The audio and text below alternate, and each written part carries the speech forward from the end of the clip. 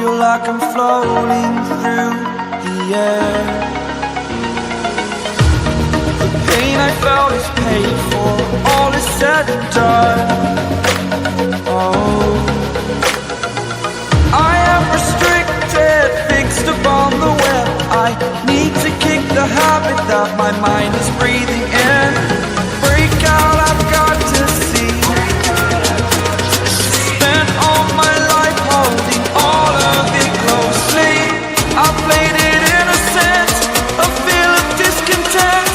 I'm finally facing it all, fearless.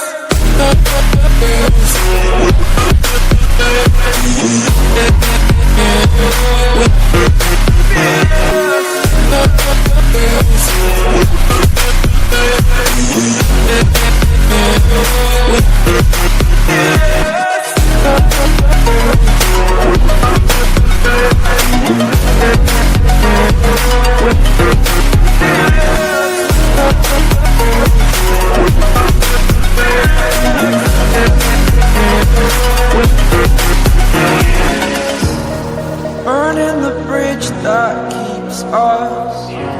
I'm here and I'm feeling fearless. Exaggerated, that's what you assume. The story's over now, I must conclude. I am conflicted, watching where I step still, hanging in the balance. Not the life I want to live, I want to take it all. Standing tall, fear I've weighed the person you are.